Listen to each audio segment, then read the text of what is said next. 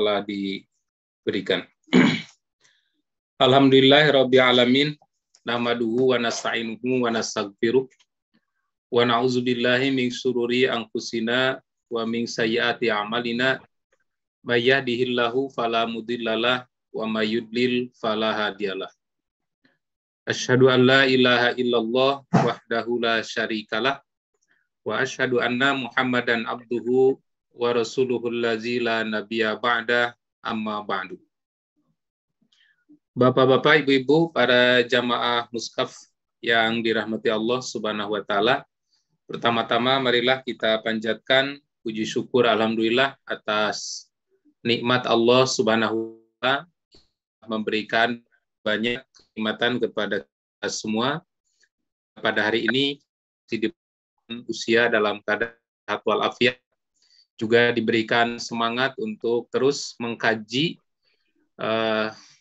dalil-dalil, mengkaji ajaran Islam, wabil khusus melalui hadis-hadis Nabi Sallallahu Alaihi Wasallam. Mudah-mudahan semua pengorbanan yang kita korbankan pada saat ini dari waktu, tenaga, termasuk juga puasa, ya, itu semua menjadi pemberat amal soleh di sisi Allah Subhanahu wa taala. Pada kesempatan ini kita akan melanjutkan pembahasan hadis-hadis dalam kitab Bulughul Maram. Nampaknya ini sudah, ya, tentang lahad ini sudah nampaknya. Sekarang kalau tidak salah hadis tentang larangan menembok kubur. Coba berikutnya. Habis ini tadi. 602. Ya.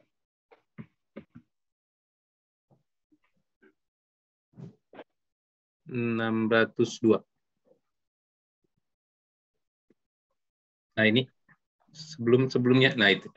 Tuh. Nah ini betul 602. 61, 601. 602, Pak. Ini. Ya. Kemarin tentang lahad itu sudah kita bahas dan kita diskusikan. Jadi diulas saja sedikit bahwa yang disunahkan oleh Nabi Shallallahu Alaihi Wasallam ketika menguburkan jenazah itu bentuknya adalah bentuk lahad, yaitu dengan cara membuat lubang di samping, bukan lubang di tengah. Dan lahad ini terus dipertahankan oleh para sahabat hingga pada saat ini. Jadi kalau ada nanti sistem penguburan yang tidak menggunakan lahad dan tidak memungkinkan menggunakan lahad, selagi masih ada kuburan yang lain, ya sebaiknya kita tidak dikubur di situ. Seperti, ya mohon maaf, kuburan di dekat rumah saya di Rancacili ini susah sekali untuk membuat lahad. Karena itu tanah yang gembur. Sawah itu sawah becek, dibikin kuburan, sehingga kalau dibuatkan lahad itu, wah, itu ambruk. Maka cara menguburkannya itu juga di samping dangkal juga sangat darurat, apalagi di musim hujan. Nah ini tentu tidak memenuhi syarat untuk dijadikan tempat kuburan. Tapi karena tidak ada, ya sampai sekarang udah hampir habis itu sawah, karena setiap hari ada 5-10 orang yang meninggal. Jadi tetap aja dipakai karena darurat. Tapi kalau bisa masih ada tempat lain, sebaiknya mencari tempat penguburan yang bisa membuat lahad. Itulah yang dicontohkan oleh Nabi Shallallahu Alaihi Wasallam. Dan pada saat itu Nabi Shallallahu Alaihi Wasallam juga pernah ditanya terkait dengan bolehkah menguburkan itu menggunakan sunduk dari kayu atau peti seperti yang sekarang dipakai oleh rumah sakit mewah, ya. Kalau ada yang meninggal dunia itu langsung dimasukin peti, atau para pejabat biasanya para pejabat, ABRI, polisi itu karena ada upacara khusus, nah itu menggunakan peti yang bagus. Kata Nabi Shallallahu Alaihi Wasallam bahwa gunakanlah lahan. Jadi Nabi tidak mengizinkan untuk menggunakan peti, tapi Nabi memerintahkan untuk menggunakan lahan. Dan begitu juga jenazah Rasul saat dikuburkan itu dengan sistem lahan. Nah, itu yang kemarin. Nah, sekarang terkait dengan etika kita terhadap kuburannya. Kalau tadi cara menguburkan, sekarang etika terhadap kuburannya. Di dalam hadis nomor 602, dalam riwayat Imam Muslim, dari Jabir radhiyallahu anhu, wali muslimin anhu, dalam hadis riwayat Imam Muslim dari sahabat Jabir, naha Rasulullah sallallahu alaihi wasallam ayyujassasal qabru. Rasulullah sallallahu alaihi wasallam melarang untuk menembok kuburan. Maksudnya menembok kuburan itu adalah menembok bagian atasnya. Kalau sekedar membuat pinggiran, seperti kita lihat di kuburan Ma'la, itu ada pinggiran. Kuburan Ibunda Khadijah itu ada pinggiran dan diberi cat warna biru kalau nggak salah. Kira-kira sebesar ini, sebesar bata. Nah, kalau sekedar membuat batas pinggiran di sekitarnya nggak apa-apa. Tapi kalau ditembok sampai ditutup di atas kuburannya, seperti yang sering kita lihat di kuburan-kuburan Cina, ya, itu megah sekali kuburannya. Di samping megah, luas juga, karena ada tempat duduk yang mungkin untuk nyekar. Dan itu juga nampaknya diikuti oleh orang-orang Islam. Kalau kuburan itu ditembok permanen. Nah, kalau kita kembalikan ke dalil, bukan ke rasa. Kalau dari sisi rasa, mungkin wah, itu yang terbaik. Tapi kalau dikembalikan ke dalil, ternyata perbuatan nembok kubur itu dilarang oleh Nabi. Nah, Rasulullah Shallallahu Alaihi Wasallam ayyujassasal qabru. Rasulullah Shallallahu Alaihi Wasallam melarang menembok kuburan. Wa ayyab uda alaihi. Rasulullah juga melarang duduk di atas kuburan. Jadi ketika kita mengantar jenazah itu jangan duduk sampai selesai. Kemudian pada saat ziarah juga sama, tidak diperkenankan duduk di atas kuburan. Apalagi duduk sambil main gitar, sambil pacaran dan lain sebagainya. Itu tidak boleh. Tapi sekarang nampaknya orang tuh udah nggak takut dengan kuburan itu, malah dipakai pacaran. Nah, padahal ini ada larangan ayyujassasa qabru wa yaquda alai wa ayyubna alai. Rasulullah melarang menembok kubur, melarang duduk di atas kubur, dan Rasulullah Shallallahu Alaihi Wasallam juga melarang untuk membangun kuburan. Dibangun megah kuburan itu seperti kuburan-kuburan orang-orang besar. Nah, kata Imam As-Sun'ani, al-hadisu dalilun ala tahrimis salasatil madkurah li'annahu al-aslu finnahi. Hadis ini menunjukkan atas haramnya 3 perkara ini, yaitu haram menembok kubur, haram duduk di atas kubur, haram juga membangun bangunan di atas kuburan. Habal jumhur wa tahsis litan qu'ud litahrim bahumul haqiqah wal majaz wala sarifu an hamli jami'il haqiqah hiya aslun nahi. Kan tetapi jumhur ulama bahwa larangan membangun dan larangan menembok, larangan bangun di atas kuburan, larangan menembok, menurut jumhur ulama, larangan ini bukan larangan haram, tapi larangan makruh katanya. Akan tetapi wal qu'udu, larangan duduk, itu litahrim, itu adalah larangan haram. Jadi ada yang memalingkan hadis ini, bukan larangan, 2 larangan, yaitu menembok, kemudian membangun itu adalah lil karohah atau tanzih, larangan makruh, sementara duduk itu adalah larangan haram. Nah, kemudian di dalam hadis yang lain juga terdapat banyak hadis yang semakna. Nah, ini saya bacakan dalam syarah Bulughul Maram. Wa qad waradat al-ahadisu fin nahyi 'anil bina 'alal qubur wal kutubi 'alaiha wa tasriji wa yuzada fiha wa antuta. Sungguh telah banyak hadis-hadis atau riwayat-riwayat yang menjelaskan tentang larangan membangun di atas kuburan, menulisi kuburan, diberi nama, wa tasriz, memberi lampu di pekuburan, wa yuzada fiha, menambah ketinggian. Seperti dulu kuburan UJ ya. Mungkin sekarang juga masih. Kuburan UJ itu ditinggikan sampai 1 meter kalau nggak salah. Jadi ditinggikan 1 meter dan ditembok pakai marmer. Nah, kalau dikembalikan ke dalil itu termasuk yang tidak boleh. Wa antuto'a, dan juga tidak boleh menginjak kuburan. Nah, itu hadis pertama. Kemudian yang kedua, masih menjelaskan hadis ini. Ini ada larangan berziarah untuk perempuan. La'anallahu az-zairatal kubur. Rasulullah, Allah melaknat wanita-wanita yang ziarah kubur, wal muttakhizina 'alaiha al-masajida was-siraj.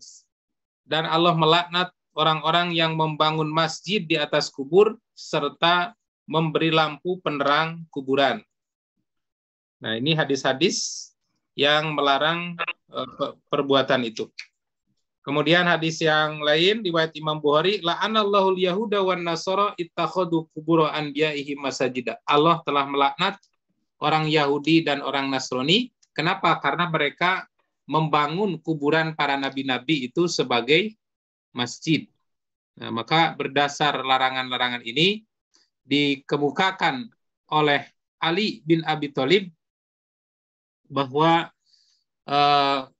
Nabi SAW itu pernah bersabda, kata Nabi, aku tidak diutus kecuali untuk meratakan kuburan yang menonjol dan menghancurkan, tidak ada kuburan yang menonjol kecuali aku ratakan, dan tidak ada timsal berhala-berhala kecuali aku pecahkan. Nah, ini etika dalam memperlakukan kuburan, gitu. Barangkali ada pertanyaan dulu, dipersilakan. Ya, silakan barangkali Bapak atau Ibu ada pertanyaan, boleh.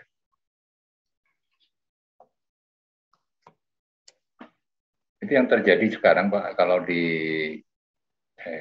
Timur Tengah gitu, atau yang di tempat kuburan para nabi itu ternyata kan dihiasi Pak, di tembok gitu, bahkan kelihatan bagus gitu Pak. Itu bagaimana Pak? Itu memang kalau memang larangan tersebut dipahami atau dilaksanakan kan harusnya tidak ada Pak. Mohon penjelasannya. Ya, kalau di zaman nabinya tidak ada mungkin di zaman nabi. Ya, termasuk seperti kita lihat saja kuburan Ma'la, kuburan Baqi, kuburan Nabi. Kuburan Nabi itu kalau dibuka, itu kuburannya, itu biasa saja, sederhana. Dan banyak riwayat yang menjelaskan bahwa kuburan Nabi itu sangat sederhana, tidak mewah gitu. Hanya kenapa sekarang itu ditutup, kemudian dipagar besi, ini adalah langkah preventif.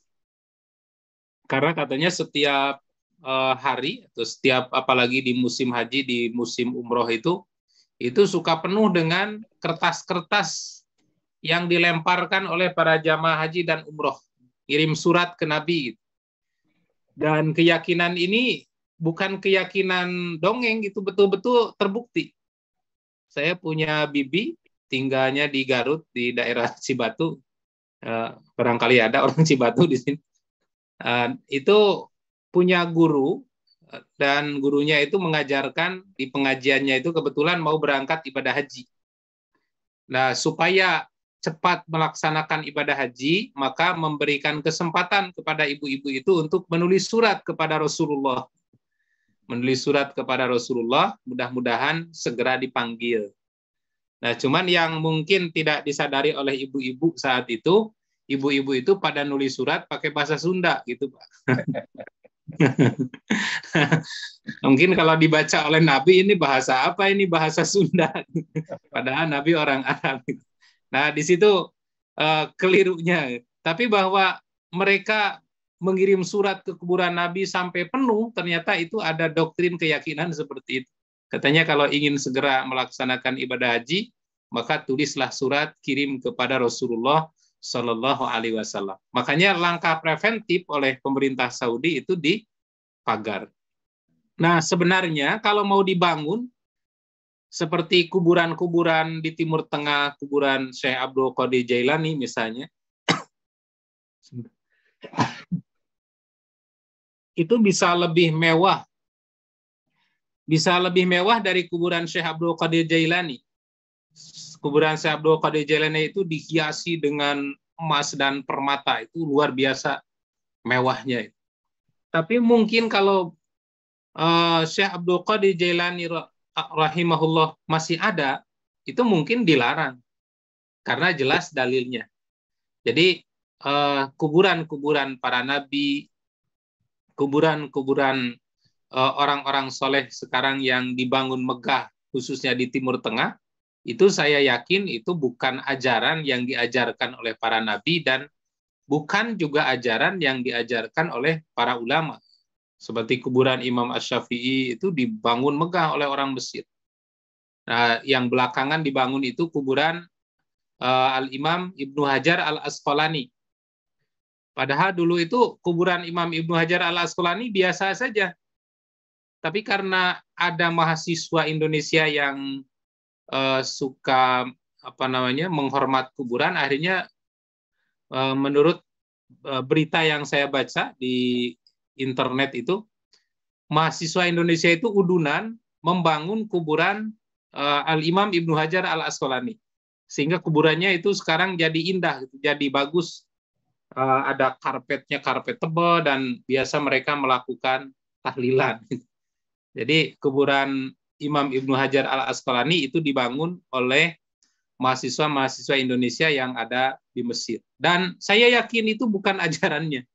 Syekh Ibnu Hajar Al-Asqalani tidak mengajarkan untuk membangun kuburan. Karena jelas dalam hadis Bukhari ini dikatakan Nabi itu melarang menembok kubur, duduk di atas kubur, dan membuat bangunan di atas kubur. Nah, sampai Nabi itu memperingatkan dengan keras, laknat Allah tertimpa kepada orang Yahudi dan Nasrani. Kenapa? Ittakhazu kubur anbiya'ihi masajida. Karena mereka menjadikan kuburan nabi-nabi mereka sebagai masjid, sebagai tempat bersujud. Sehingga Nabi di akhir hayatnya juga berdoa, Allahumma la taj'alu qabri la taj'alu Allahumma la taj'al qabri wasanan yu'badu min dunillah. Ya Allah, jangan engkau jadikan kuburanku sebagai berhala yang disembah-sembah selain Allah.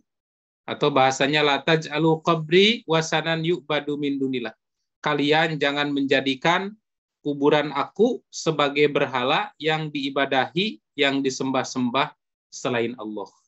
Nah, itu ada wasiat itu karena Nabi melihat keburukan dalam praktek ziarah kubur yang dilakukan oleh kebanyakan orang. Itu mungkin. Pak Ustadz mau tanya, dengan dilarangnya perempuan untuk berziarah, termasuk ziarah-ziarah ke, kan suka ada tuh ibu-ibu pengajian ziarah ke makam Wali Songo, misalkan ke Sunan Kalijaga, Sunan di Demak gitu, itu juga termasuk itu ya, termasuk juga misalkan seorang perempuan berziarah kubur kepada suaminya dan orang tuanya, itu nggak boleh juga. Ya, jadi memang hadis ini, hadis tadi yang mengatakan la'anallahu ajjairatil kubur. Allah melaknat wanita-wanita yang berziarah kubur. Nah, dari dua hadis ini ada dua pemahaman. Yang pertama, itu memang perempuan itu dilarang untuk berziarah kubur. Tetapi larangannya ini masuk kategori larangan makruh, bukan larangan haram. Karena di dalam hadis itu dikatakan oleh Ummu Atiyah, nuhina an nittiba'i janazah, kami dilarang untuk mengantarkan jenazah, tapi walam yu'zam alaina, larangannya itu tidak keras.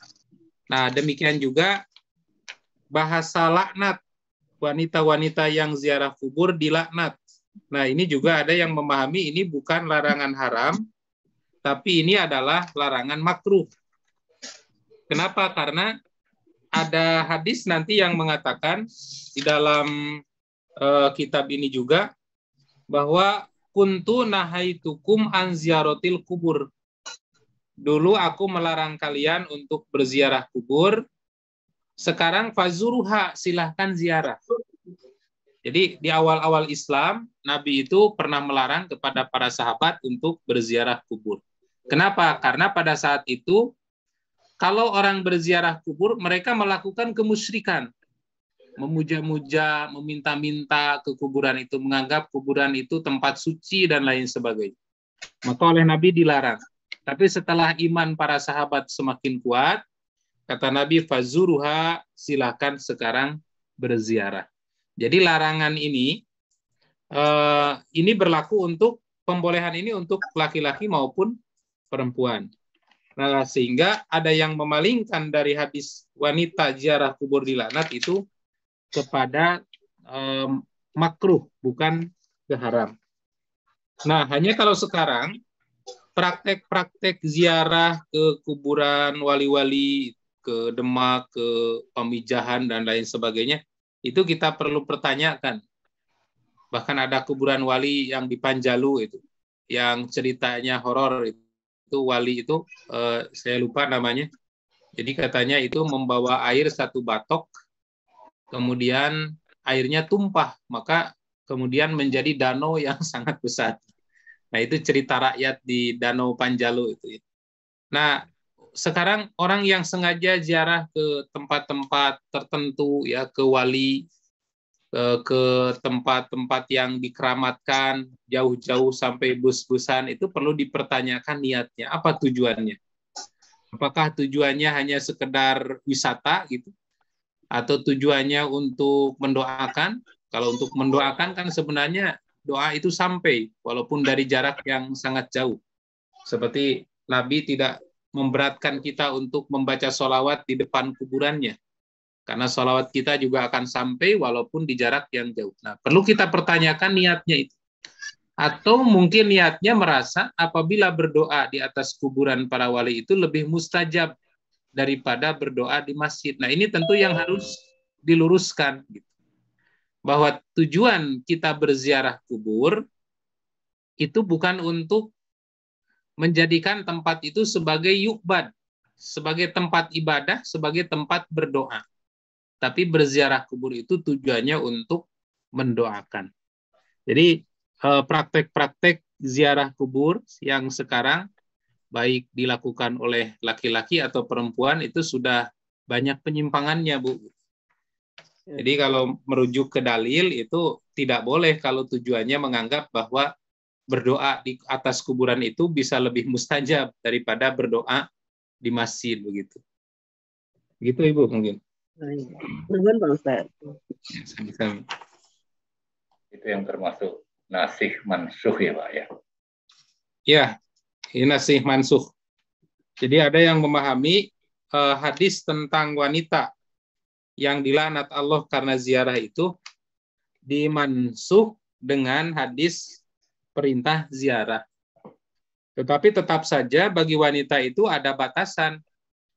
Karena di zaman Nabi juga para isi-isi Nabi itu tidak secara sengaja rutin setiap bulan berziarah di bulan-bulan tertentu, tidak.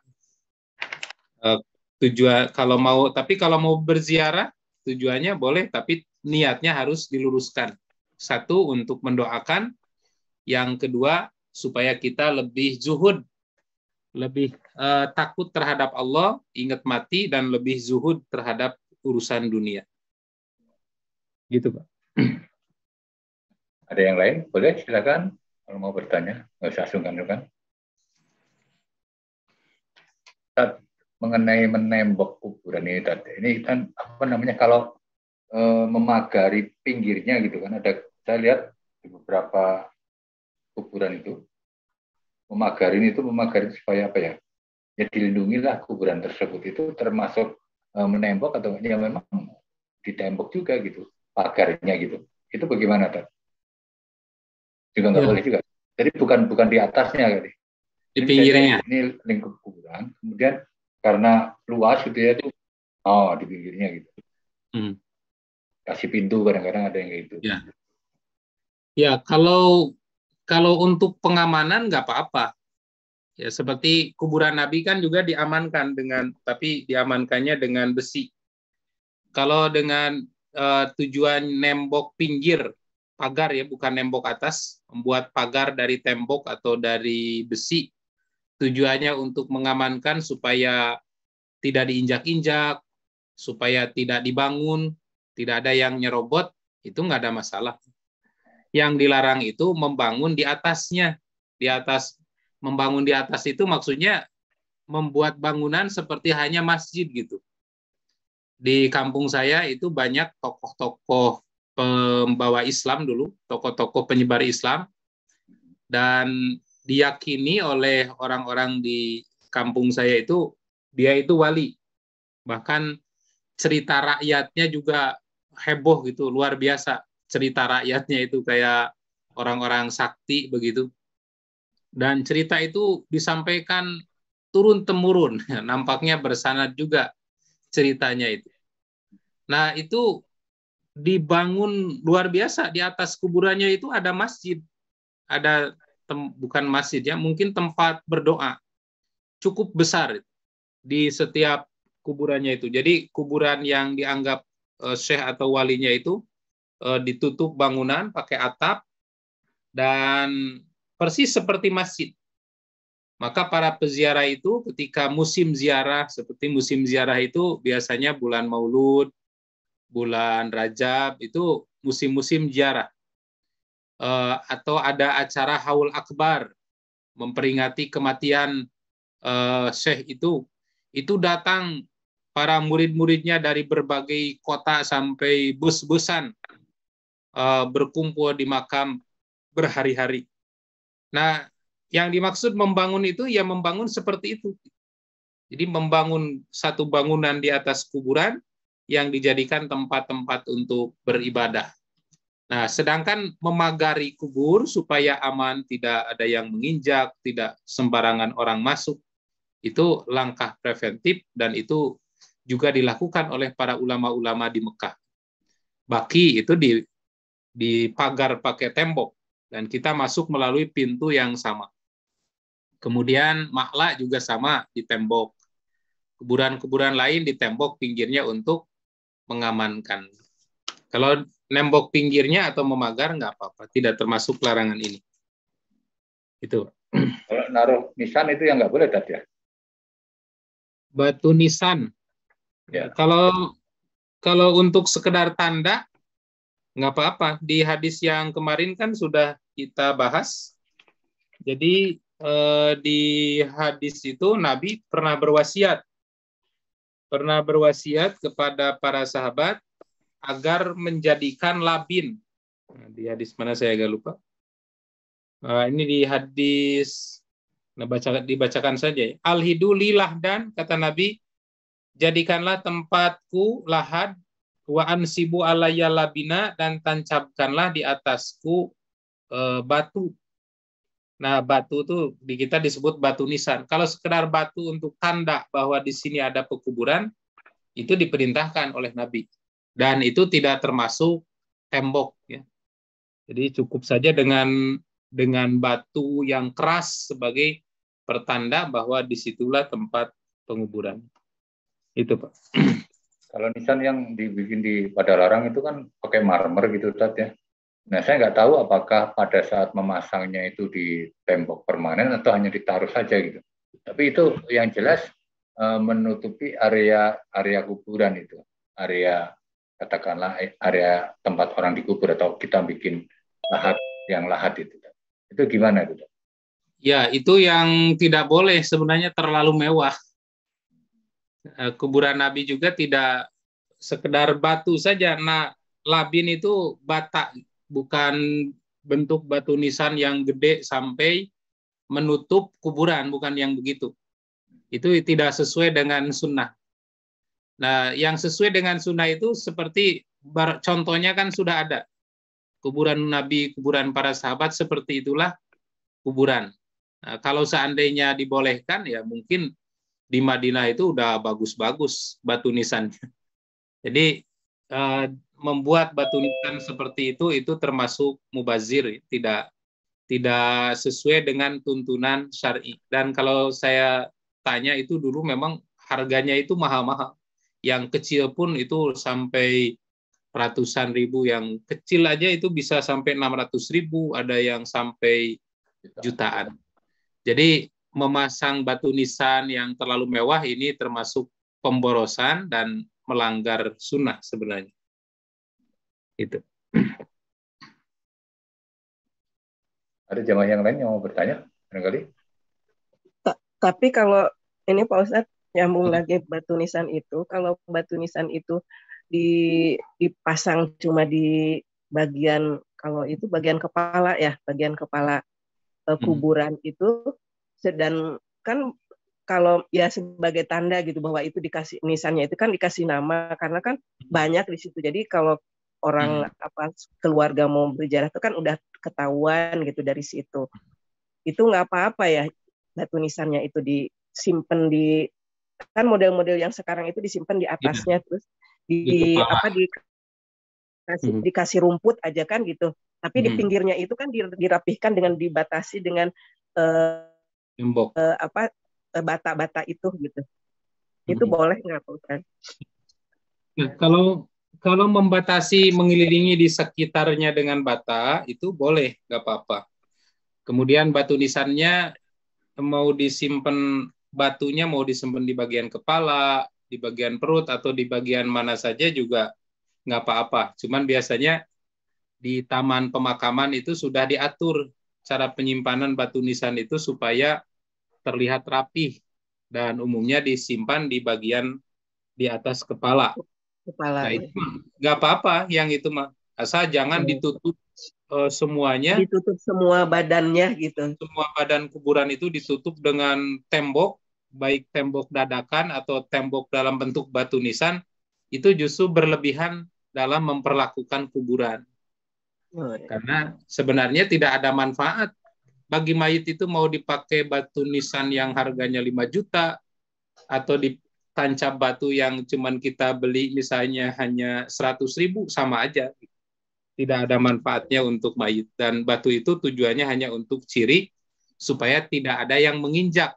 Karena ada larangan di situ. Ketika ada kuburan, tidak boleh diinjak, tidak boleh diduduki. Nah, ya, maka sekarang dengan metode rumput itu udah bagus, itu udah di samping rapi juga hemat.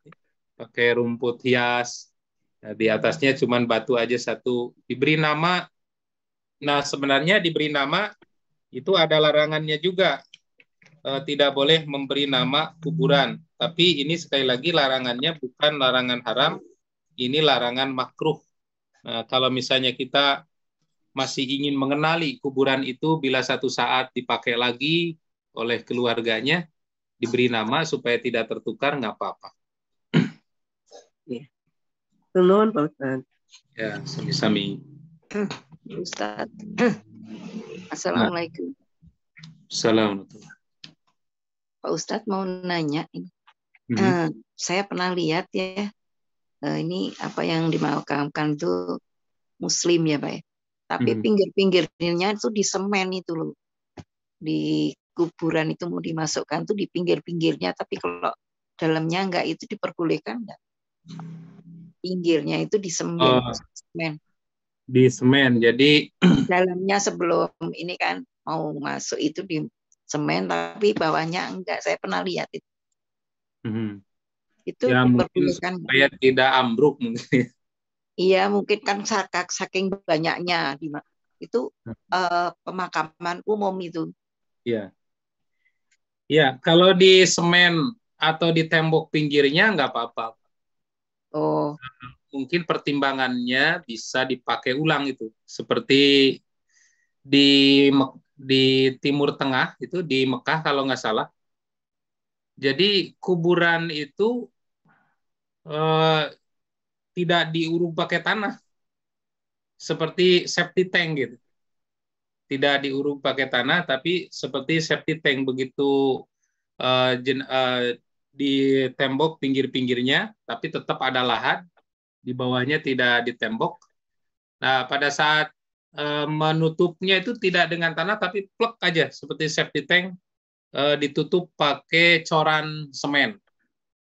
Dan pada saat waktu-waktu tertentu diperkirakan jenazah sudah busuk, tidak perlu menggali, tinggal digeser aja tutupnya. Kemudian dimasukkan lagi jenazah baru. Nah, kalau tujuannya supaya bisa direfill seperti itu nggak apa-apa. Jadi bisa digunakan ulang untuk kemudian gitu. Tidak ditembok secara permanen gitu. Gitu. Oh iya, hatur nuwun Pak Ustadz. Ya, Sami. Ya, Pak Nurdito, silakan. Ya, tes ya. Suara masuk ya? Masuk. Ya. Soal ini batas kuburan perorangan tadi ya, Ustaz ya. Sebenarnya kalau kita lihat secara fisik nyatanya, pada saat dikubur itu kan dibuatkan lahat, Pak ya. Katakanlah kalau di Indonesia lahatnya itu kalau menghadap kiblat berarti lahatnya dikeruk ke bagian sisi barat gitu ya, Ustadz ya? Iya, sisi baratnya di Wangi. Nah, sisi baratnya katakanlah masuk sekitar setengah meter masuk gitu ya, misalnya. Nah, apakah di atas kuburan itu termasuk digeser ke arah barat setengah meter atau bagaimana? Karena sebenarnya realnya mayat itu, jenazah itu kan sebenarnya di setengah meternya dari batas yang digali itu kan sebenarnya. Nah, apakah nanti pada saat di atasnya itu dibuat batas, katakanlah diberi bata, itu juga digeser geser ke sisi barat kira-kira setengah meter. Sebenarnya realnya kan begitu. Iya. Nah, mohon penjelasan ini teknis saja. Ya, makasih sebelumnya. Ya, dengan merujuk kepada larangan wa ayyaquda alai, tidak boleh duduk di atas kubur. Kemudian ada lagi larangan tidak boleh wa ayyuto'a. Ya, di hadis lain itu ada kata-kata wa antuto'a, tidak boleh diinjak. Kuburan tidak boleh diduduki, juga tidak boleh diinjak. Maka secara teknis tentu saja itu harus dilebarkan. Jadi kalau misalnya membuat lahat kurang lebih umpamanya 30 cm lah, nggak akan nyampe setengah meter, lahat itu biasanya cuman sekitar 30 cm. Nah, kalau membuat lubang lahat 30 cm, maka di atasnya juga harus dilebarkan sekira 30 cm. Kenapa? Karena kalau tidak dilebarkan, ya pasti akan melanggar larangan hadis ini. Yang seharusnya itu jadi kuburan, malah dijadikan tempat pijakan nanti. Dijadikan tempat yang terinjak-injak. Jadi itu secara teknis memang harusnya seperti itu. Karena jelas larangannya, nggak boleh duduk, tidak boleh diinjak. Itu mungkin. Ya, syukur. Jadi mau digeser saja ya kira-kira. Ya, digeser batasannya. Di sisi baratnya saja kalau di Indonesia. Ya, kalau sisi yang timurnya digeser.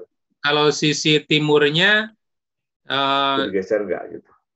Itu kalau sisi timur digeser mungkin nanti kebongkar sama yang lain, bahaya juga. Oh iya. Nah, itu mah tinggal nego aja sama petugasnya. Biasanya mereka mau-mau aja kalau dikasih sesuatu. Ya, dikasih nambah sedikit supaya tidak pas. Kalau yang di kuburan Rancacili memang karena tidak ada lahat, jadi batasan di atasnya itu sama persis seperti lubangnya, tidak ada yang digeser. Tapi kalau di kuburan yang ada lahat, ya tentu konsekuensinya harus dilebarkan dilebihkan dari lubang kuburnya. Ya, super. kalau memelihara kubur supaya indah begitu. Tadi kan kalau di tembok pinggirnya boleh. Kemudian tengahnya itu dikasih rumput yang selalu hijau gitu ya. Bahkan kalau ada rumput lain yang liar, dicabutnya begitu. Itu boleh tadi. Ya memang kalau di zaman Nabi, karena bukan hanya di zaman Nabi, sampai sekarang juga di Arab mah tidak ada rumput. Ya. Tidak ada rumput, jadi dan kalaupun ditanam rumput juga tidak tumbuh. Jadi mungkin itu tidak dibicarakan oleh Nabi ya, karena di Arab tidak ada rumput dan juga tidak ada sahabat yang menanam rumput, maka itu tidak dibicarakan di dalam hadis. Nah, ketika tidak dibicarakan dalam hadis, maka itu termasuk kategori yang al-ma'fu anhu, yang dimaafkan gitu. Jadi jangan cari-cari alasan atau cari-cari larangan. Apabila sesuatu tidak dibicarakan dalam Quran, tidak dibicarakan dalam hadis, maka itu kata Nabi itu al-ma'fu anhu. Itu perkara yang dimaafkan dan tidak perlu dipersoalkan.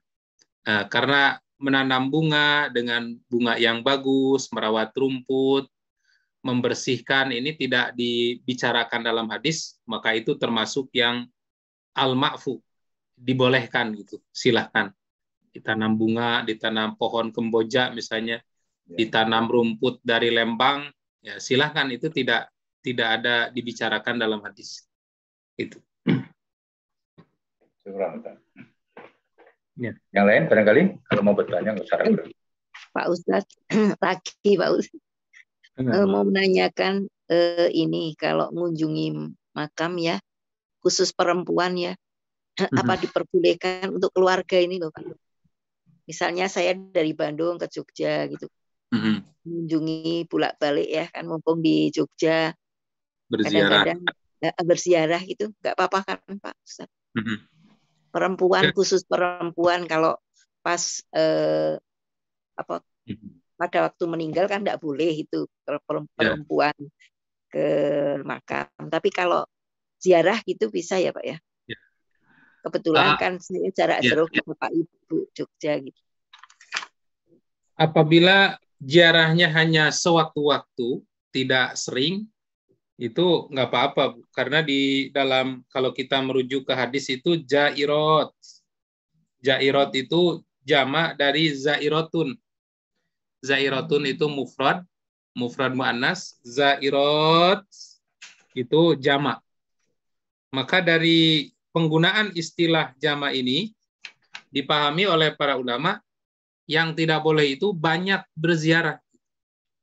Kalau sewaktu-waktu berziarah nggak apa-apa, tapi kalau sering-sering berziarah itu yang dilarang oleh Nabi.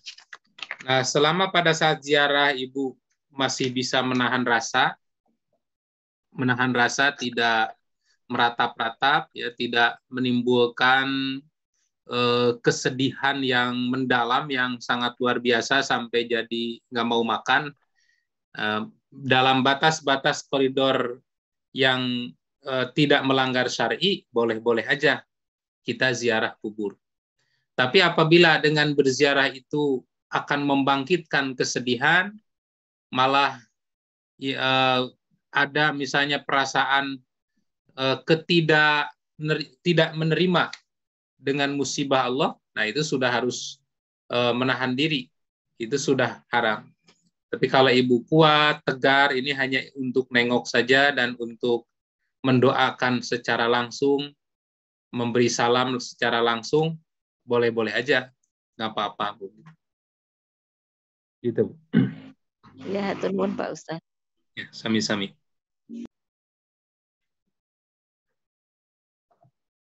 Ya, mungkin dilanjut Pak Ustaz ya. Ada banyak pertanyaannya. Ya, baik, kita lanjut. Ada sedikit ada. Silakan Pak Ahmad. Ustaz ingin menanyakan, biasanya kuburan kan bebas ya, siapa aja boleh masuk dan tidak dijual belikan. Karena kondisi saat ini kelihatannya kuburan di kota itu kan sudah sulit ini. Sehingga kita umpamanya pesan beli tanah untuk ini nanti untuk saya atau siapa saja warga, itu hukumnya gimana kita jual beli atau membeli? Ada lagi orang yang menjual, saya udah beli kemudian saya jual kepada orang lain, itu gimana hukumnya Ustaz? Tanah kuburan tersebut. Ya, jual beli kuburan apabila dasarnya itu lil hajat, karena kebutuhan yang mendesak, tidak apa-apa. Berjual belinya itu sah gitu. Tetapi kalau memperjualbelikan kuburan dengan dibisniskan dan berlebihan dalam berbisnisnya, ya ini sudah melanggar, itu sudah termasuk zalim itu. Nah, kalau sekedar kita membeli kafling untuk keluarga, atau biasanya kalau di tempat saya itu wakaf, jadi melelang wakaf kuburan. Kita membeli satu gunung, rereungan, dan itu diikrarkan sebagai wakaf, tidak untuk dimiliki gitu. Artinya siapa saja yang mau dikuburkan di situ boleh-boleh saja. Termasuk kita juga, atau termasuk kuburan bekas kita juga dipakai lagi nanti oleh orang lain, boleh-boleh saja. Nah, itu namanya wakaf. Jadi membeli untuk diwakafkan, tidak untuk dimiliki. Nah, itu yang lebih bagus. Nah, tetapi kalau kita membeli untuk dimiliki juga, selama kita tidak mengambil keuntungan apapun, ini mah supaya tenang aja, kita sudah punya tempat, melihat di tempat lain udah sempit, takutnya tidak diterima dan lain sebagainya, sehingga punya pemakaman sendiri, misalnya di gunung. Nanti kalau yang meninggal dari pihak keluarga semuanya berkumpul di situ, nah lil hajat nggak ada masalah. Demikian juga yang menjual lahan pekuburan, itu juga nggak ada masalah kalau memang ini tujuannya lil hajah. Tetapi kalau tujuannya untuk mencari keuntungan, wah ini sudah keterlaluan. Kalau mencari keuntungan dari kuburan, yang seharusnya kuburan itu menjadi lahan bersama seperti di zaman Nabi, tidak dimiliki, ini malah dijadikan lahan untuk bisnis, seperti yang di mana itu, di daerah Karawang ya, San Diego Hills, itu memang betul-betul pure bisnis itu. Satu kuburannya saja bisa sampai paling murah itu 100 juta. Ada yang sampai miliaran. Nah, ini sudah orang yang nggak ingat akhirat kalau sudah begitu. Gitu, Pak. Karena ya bisnisnya itu seperti tanah, kan terbatas, Ustaz. Kuburan juga terbatas, jadi beli banyak maunya kira-kira untuk 10 orang. 5 tahun kemudian dijual harganya berlipat-lipat. Itu termasuk untuk bisnis. Ya, kalau tujuan mengambil keuntungan itu udah tidak benar itu. Tapi kalau menjual karena satu momen dijual, kebetulan aja pas dijual di harga mahal, itu mah rezeki dari Allah. Tapi jangan sampai meniatkan untuk mengambil keuntungan besar dari pekuburan ini. Karena yang dicontohkan oleh Nabi, kuburan itu sebenarnya tidak dimiliki. Tanah pekuburan itu tanah wakaf. Dan kalau di Timur Tengah, yang menangani urusan pekuburan itu adalah Kementerian Wakaf. Itu yang menangani urusan kuburan. Karena di kita nggak ada kementeriannya, maka akhirnya kuburan itu jadi tanggung jawab masing-masing. Padahal seharusnya kalau di kita syariat Islamnya diperlakukan, dijalankan, yang menanggung jawab urusan kuburan itu adalah Kementerian Wakaf. Cuman kalau di kita ada Kementerian Wakaf, mungkin tambah subur korupsinya gitu. Ya, terima kasih Ustaz. Ya, sama-sama. Ya, kita lanjutkan hadis nomor 603.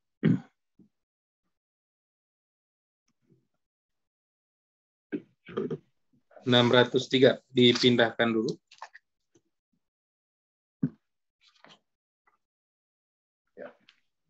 Ya.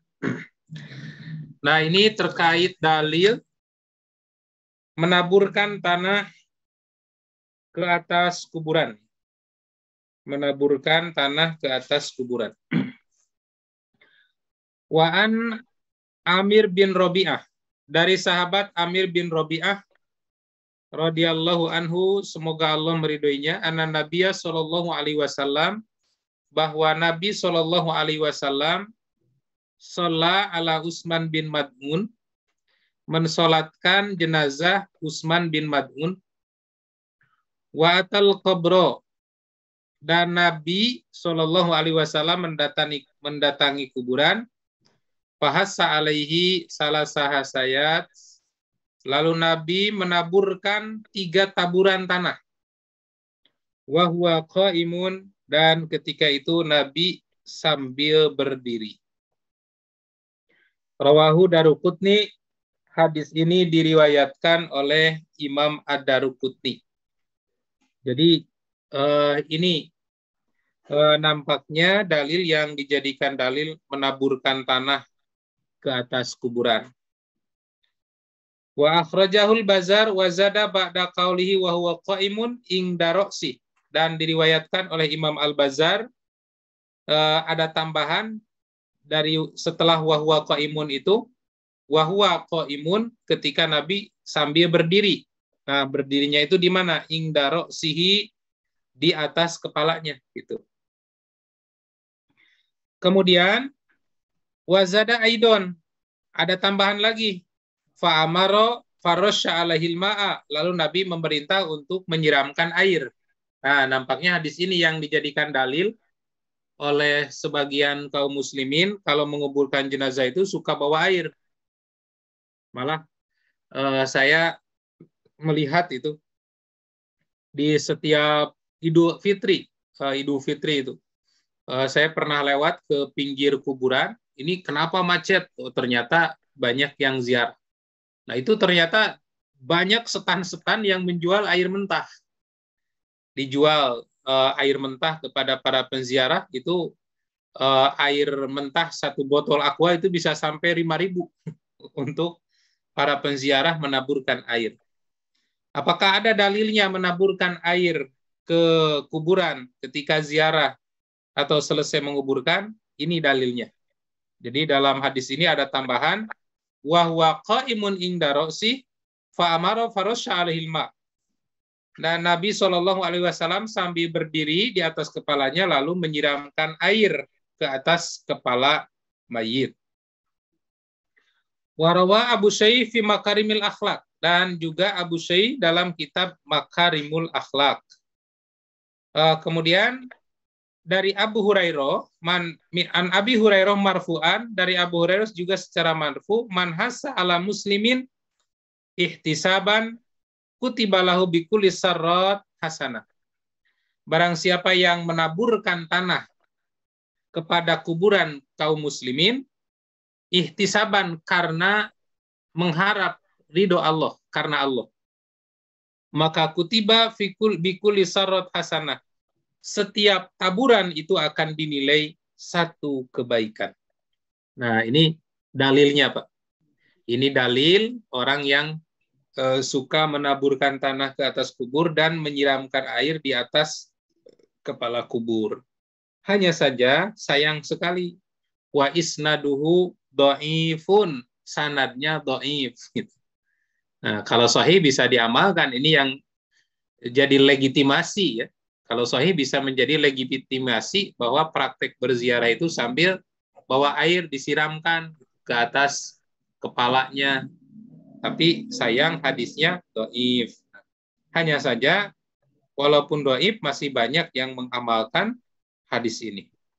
Nah, ada lagi hadis lain masih dari Abu Hurairah, anna Rasulullah sallallahu alaihi wasallam hasa min kibari ra'si salasan. Rasulullah sallallahu alaihi wasallam menaburkan dari arah kepala 3 kali taburan. Tetapi kata Imam Abu Hatim, hadisun batilun. Hadis ini juga adalah hadis yang batil. Nah, malah kalau kita melihat pendapat, kalau tadi jelas hadis. Kalau kita melihat pendapat, ternyata ada bacaannya. Ini saya bacakan dari kesimpulan ini. Wa fihi dilalatun ala masyru'iyatil hassi alal qabri salasan. Hadis ini adalah dalil disyariatkannya menaburkan tanah ke atas kubur 3 kali. Wa huwa yakunu bil yadaini ma'an disubuti fi hadisi Amir bin Rabi'ah, dan menaburkannya itu bareng dengan kedua tangan. Kemudian was tahabba ashabu Syafi'i ayyakula inda dalik.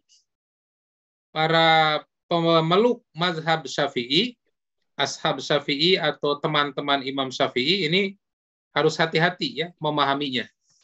Jadi bukan Imam Syafi'i yang berpendapat seperti ini, tapi ashabu Syafi'i, atau dengan kata lain Syafi'iyah, para murid-murid atau para sahabat, para pengikut dari Imam Asy-Syafi'i.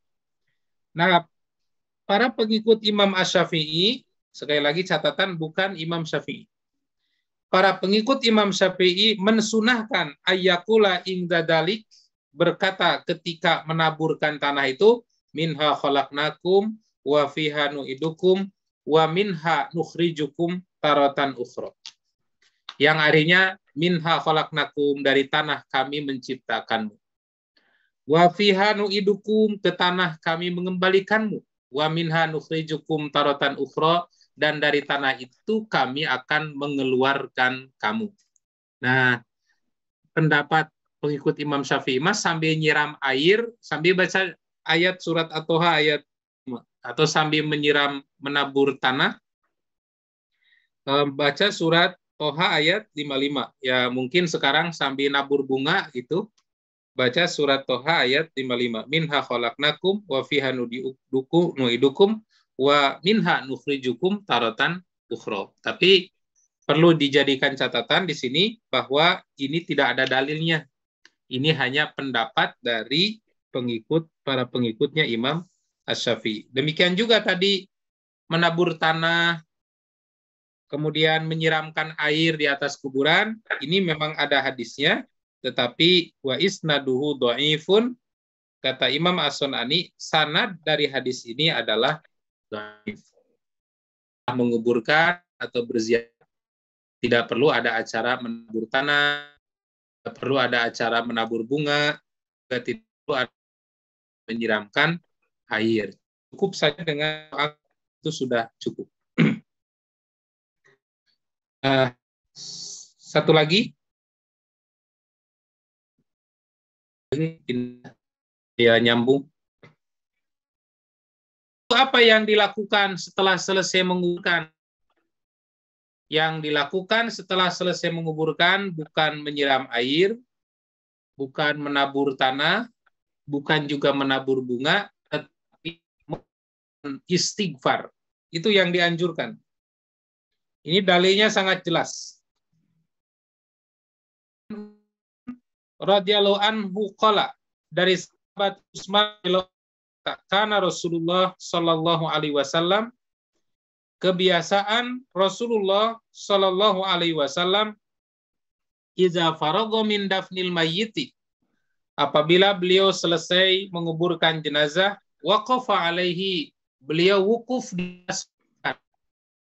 Maksudnya wukuf atas itu menginjak tapi menghadapi kuburan, berdiri di sampingnya. Kemudian waqala, Nabi bersabda, istaghfiru li akhikum, mohonlah ampun untuk saudaramu, waslah, dan mohonlah atas bid, itu artinya ketenangan hati, kedaran hati, supaya dia bisa mampu menjawab pertanyaan dari dua malaikat. Karena kalau menurut penjelasan beberapa riwayat, itu dua malaikat itu memang penampilannya itu mungkin bisa mengagetkan. Seperti dijelaskan di sini di dalam kitab Subulus Salam, sifat kedua malaikat yang disebut malaikat munkar nakir itu arzaqani aswadani. Matanya itu agak hitam kebiru-biruan. Kemudian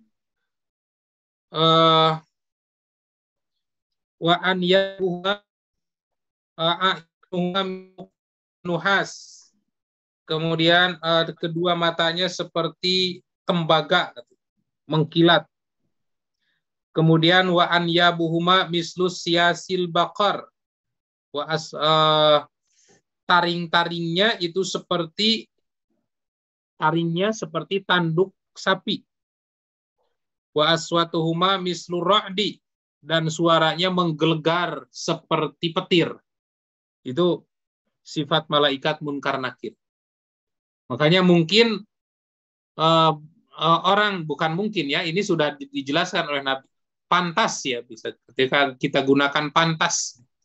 Pantas kalau Nabi SAW memerintahkan kepada kita supaya memohon kepada Allah agar ditegarkan hatinya, karena sosok malaikat munkar nakir itu memang penampilannya itu luar biasa, sangat mengagetkan. Wasalulahu tasbit, maka mintalah kepada Allah ketenangan hati untuk si jenazah ini. Fa innahul ana yus'alu, jenazah ini. Nah, dari hadis ini hadis diriwayatkan oleh Abu Daud dan dinyatakan sahih oleh Imam Al-Hakim. Dari hadis ini menunjukkan bahwa istighfar orang yang hidup untuk orang yang mati itu sangat bermanfaat. Itu yang disunahkan. Jadi bukan menyiram air, bukan menabur bunga, itu mah nggak ada manfaatnya. Mau ditabur bunga dengan 1 truk juga nggak ada manfaat. Mau disiram air 1 toren juga tidak ada manfaat. Yang ada manfaat itu adalah istighfar. Mohonlah istighfar, doakan. Dan istighfarnya sudah banyak ya dicontohkan, baik dalam doa khusus ketika mendoakan jenazah, seperti misalnya Allahumma gfirlahu warhamhu wa'fu anhu wa'afihi.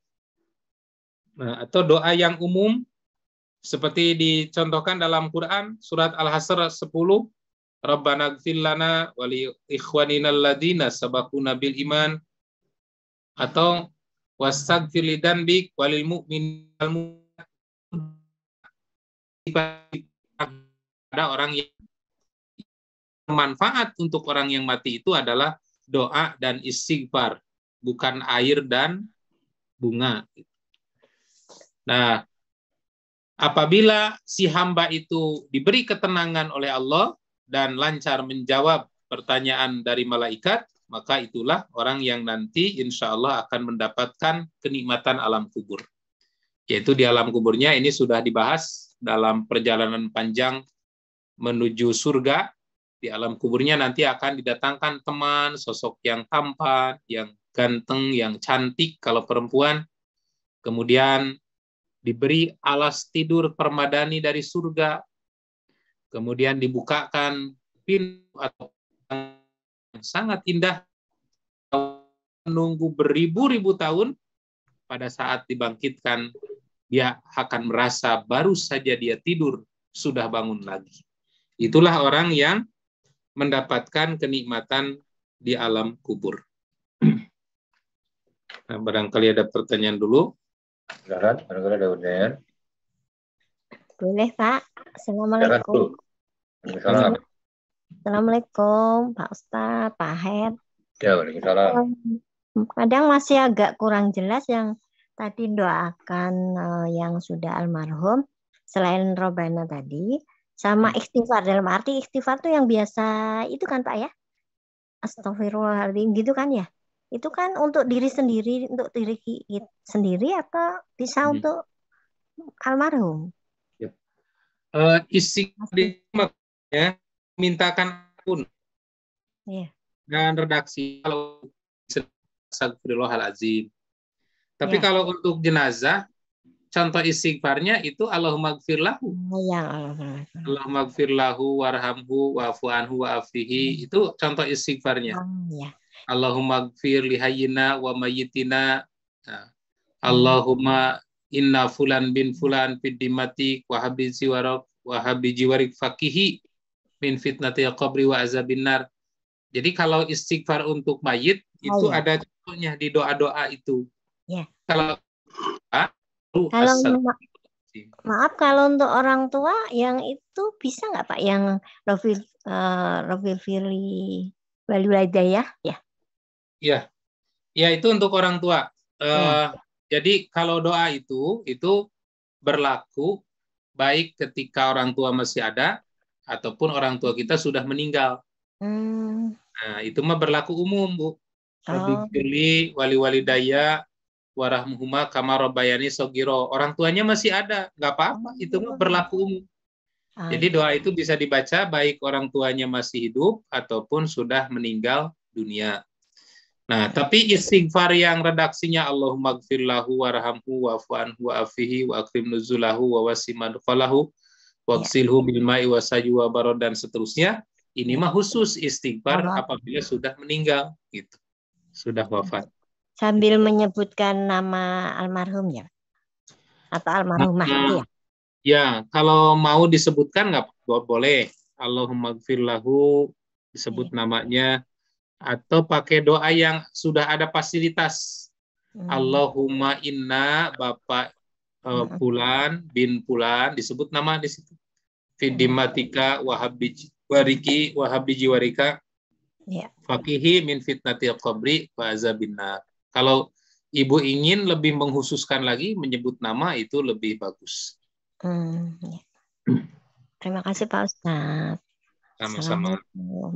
Assalamualaikum. Ada yang lain?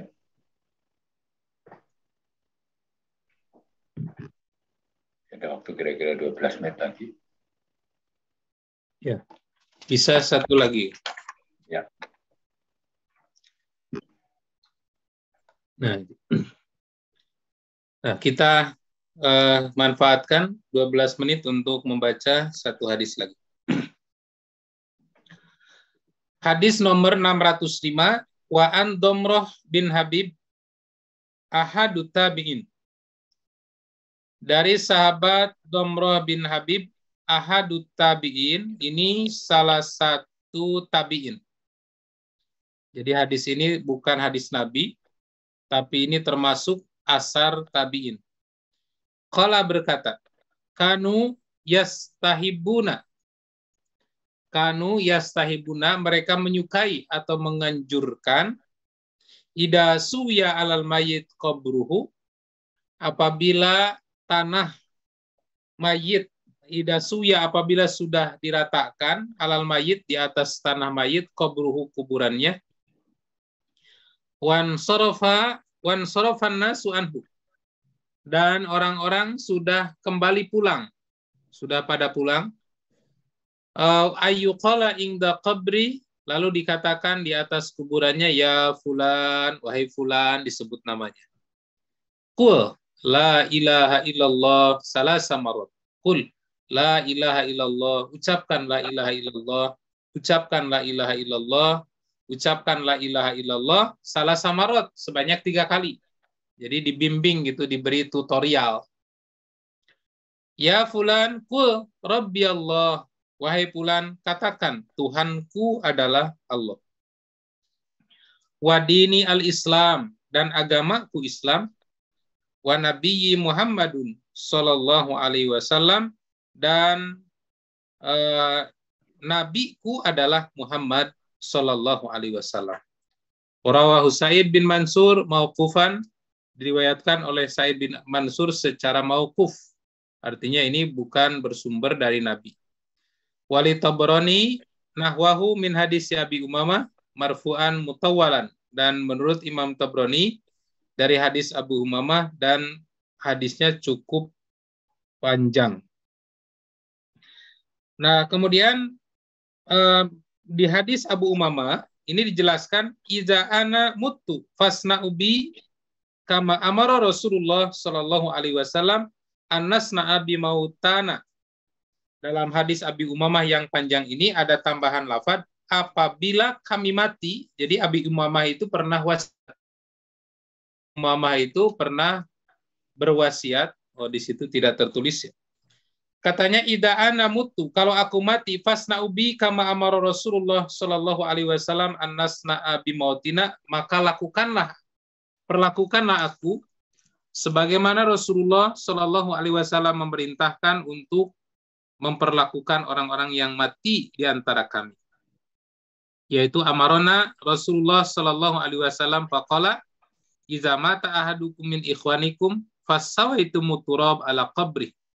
Apabila salah seorang di antara saudaramu wafat, maka ratakanlah tanah di atas kuburannya. Falyakum ahadukum ala ra'si qabri.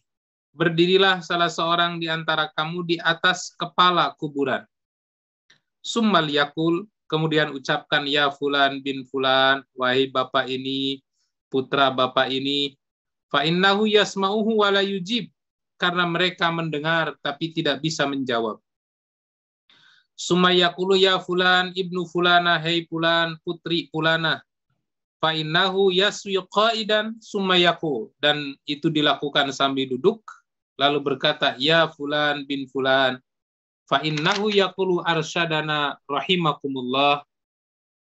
Kemudian ucapkanlah kami akan membimbingmu, rahimakumullah, mudah-mudahan Allah merahmati kamu. Nah, kemudian masuklah di sini poin-poin talqin. Uzkur ma kunta alaihi fi dunya min syahadati alla ilaha illallah wa anna muhammadar rasulullah. Sebutkan sebagaimana kamu bersahadat di dunia, yaitu asyhadu alla ilaha illallah wa asyhadu anna muhammadar rasulullah. Wa annaka radita billahi rabban wa bil islami dinan, dan kamu harus ridho Allah sebagai Tuhan dan Islam sebagai agama, wa bi Muhammadin nabiyan, Muhammad sebagai nabi, wa bil Qur'ani imaman, Quran sebagai imam. Fa inna munkaran wa nakiran ya'khudhu kulla wahidin minhuma biyadis sahibi. Karena malaikat munkar makir akan saling memegang dengan tangan sahabatnya.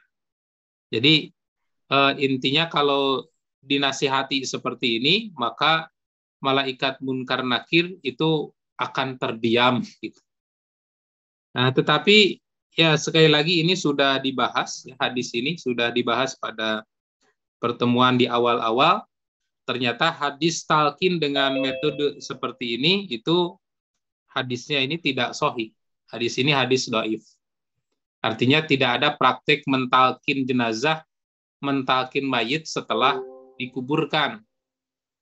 Setelah dikuburkan itu cukup saja kita mendoakan supaya diselamatkan dan memohonkan ampunan.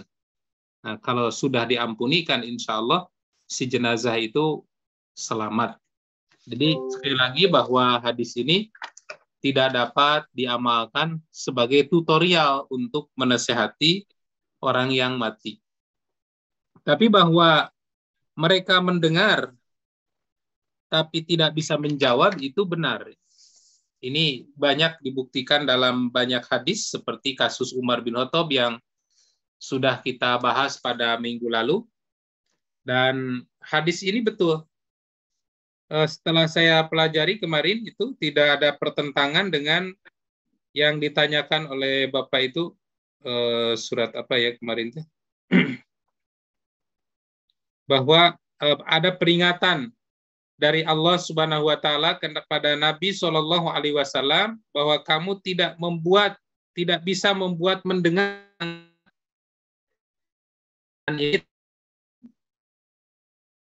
isyarat menurut berbicara tentang kidah itu orang-orang yang kafir oleh orang yang ingkar, maka gambarannya seperti kita ngajak ngomong kepada orang mati gitu. Kan nggak akan nyambung. Atau seperti kita dakwah kepada orang yang tuli, walaupun teriak-teriak pakai toa yang wattnya ribuan megawatt juga nggak akan kedengaran gitu. Nah, jadi ternyata yang dimaksud ayat yang ditanyakan oleh Bapak kemarin itu gambaran bagaimana mahalnya hidayah dan sulitnya orang-orang kafir menerima hidayah dari Nabi Shallallahu Alaihi Wasallam. Bukan berarti ayat ini bertentangan dengan pernyataan Nabi bahwa orang mati masih bisa mendengar pembicaraan kita.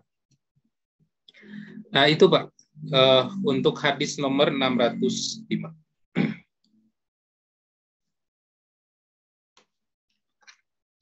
Sudah mau habis? Ada pertanyaan dulu?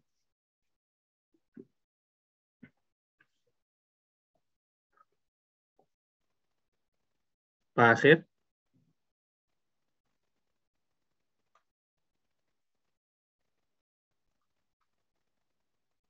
Pak Akhir?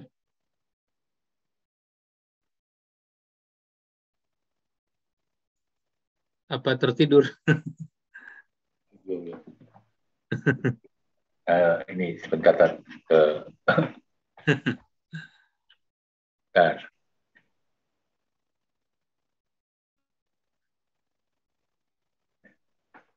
Ya, saya kira udah jam 21.57, 3 menit lagi. Kalau ya, boleh barangkali silakan kalau yang mau bertanya. Mana Pak? Oh ya, mau bertanya? Oh enggak. Baik, kayaknya sudah cukup nih Pak Ustadz, sudah cukup malam karena. Ya, kita tutup aja. Nah, pertemuan berikutnya ya, karena kita tidak menduga dari pertanyaan-pertanyaan itu ternyata dari satu hadis banyak pertanyaan itu. Yeah. Jadi dari yang sebelumnya ditargetkan ini harus tamat, ternyata ada pertanyaan itu. Tapi nggak apa-apa, dengan banyak pertanyaan itu kajian kita semakin dalam. Mungkin ada yang tidak tersampaikan oleh saya dan digali lagi oleh Bapak-Bapak. Nah, baiklah Bapak Ibu yang saya hormati, mungkin sampai di sini pelajaran kita kali ini. Dan kalau kita simpulkan dari hadis yang sudah kita bahas, yang pertama itu terkait dengan etika memperlakukan kubur.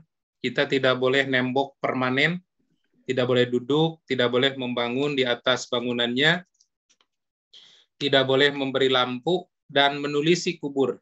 Nah, kecuali ada lil hajat tadi, menulisi kuburan itu jatuhnya tidak sampai haram, tapi itu hanya makruh. Bila kita memerlukan untuk pertanda supaya nanti bisa mengenal ketika membutuhkan lagi pekuburan itu bisa ditandai. Kemudian hadis tentang menabur-naburkan pasir dan air, menyiramkan air, menaburkan pasir di atas kuburan saat berziarah, ini ada hadisnya, tapi hadisnya dhaif. Jadi tidak ada praktek ziarah sambil nabur bunga, sambil nyiram air, itu tidak ada. Yang ada adalah mendoakan, baik selesai menguburkan jenazah ataupun pada saat kita berziarah kubur. Kemudian praktek talqin yang biasa dipraktekkan oleh kebanyakan orang, ini juga bukan tuntunan dari Nabi Shallallahu Alaihi Wasallam. Malah menurut hadis ini adalah hadisnya hadis mauquf, artinya hadisnya itu hanya sampai ke tingkat sahabat, akan tetapi ini juga dikaji ulang oleh para ulama hadis, ternyata innahu hadisun dhaif. Hadis tersebut adalah termasuk hadis yang dhaif. Jadi tidak perlu. Dan insya Allah apabila jenazah itu wafat dengan membawa amal soleh yang baik, dia akan lancar menjawab pertanyaan sendiri. Barangkali itu yang bisa kita bahas pada pertemuan malam ini. Mudah-mudahan bermanfaat untuk kita semua. Dan kita akhiri dengan doa, Allahumma inna nas'aluka minal khairi kullihi ajilihi wa ajilih ma'alimna minhu wa malam na'lam wa na'udzubika minasyarri kullihi ajilihi wa ajilih ma'alimna minhu wa malam na'lam wa nas'aluka jannata wa ma qarraba ilaiha min qaulin aw amalin wa na'udzubika minan nar wa ma qarraba ilaiha min qaulin aw amalin wa nas'aluka khaira ma sa'alaka abduka wa rasuluka Muhammadun sallallahu alaihi wasallam Wa na'udzubika min syarri masta'aza bika minhu abduka wa rasuluka Muhammadun sallallahu alaihi wasallam. Wa nas'aluka ma qadaita lana min amrin an taj'ala aqibatahu rusda. Allahumma ahsin aqibatana fil umurina kulliha wa ajirna min khizyid dunya wa azabil akhir. Rabbana atina fid dunya hasanah wa fil akhirati hasanah wa qina azabannar. Amin ya rabbal alamin. Demikian Bapak Ibu sekalian, aku qouli hada. Wassalamualaikum warahmatullahi wabarakatuh. Waalaikumsalam warahmatullahi wabarakatuh. Jazakallahu khairan, Pak. Amin. Waalaikumsalam.